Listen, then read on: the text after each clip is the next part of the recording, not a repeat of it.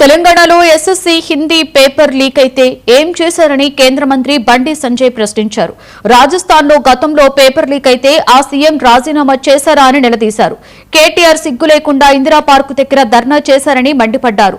గ్లోబరీనాతో 27 మంది inter students suicide చేసుకున్నారని చెప్పారు. దానికి కారణం మీరు కాదా అని నిలదీశారు.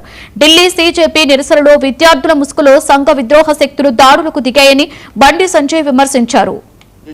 ప్రభుత్వం స్పందించింది, అన్ని రకాల చర్యలు తీసుకుంటున్నది.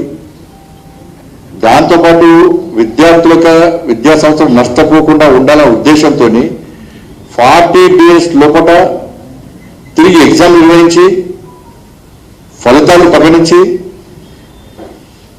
కౌన్సిలింగ్ సిద్ధమైంది. ఇది ప్రభుత్వం యొక్క నిబద్ధత. దీన్ని గుర్తించాల్సిన అవసరం. రేపు కూడా కౌన్సిలింగ్ కూడా ప్రారంభం కాబోతున్నది. ఇన్ని రోజులు ఆందోళన ఎక్కర్లేదు. ఎందుకంటే ఎగ్జామ్ స్టార్ట్ అయింది, కౌన్సిలింగ్ ఎగ్జామ్ అయిపోయింది, రిజల్ట్స్ వచ్చినాయి, కౌన్సిలింగ్ సిద్ధమవుతున్నారు.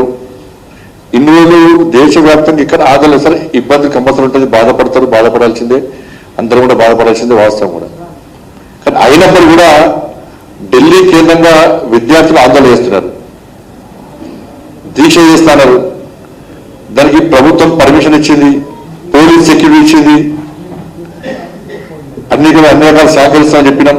ప్రభుత్వం చెప్పింది, విద్యార్థులను భావించి ప్రభుత్వం పర్మిషన్లు ఇచ్చింది. కానీ ఈ పరిస్థితిలో విద్యార్థుల ముసుగులో కొంతమంది అసాంఘిక శక్తులు, అరాచక శక్తులు, సంఘ విద్రోహ శక్తులు చేరి ఏ విధంగా విధ్వంసం చేసారో మనందరూ చూశారు. పోలీసుల మీద దాడులు, జర్నలిస్టుల మీద దాడులు, దేశ వ్యతిరేకంగా నినాదాలు చేసుడు, సనాతన ధర్మానికి వ్యతిరేకంగా నినాదాలు చేసుడు, సంబంధం లేని నినాదాలు చేసుడు.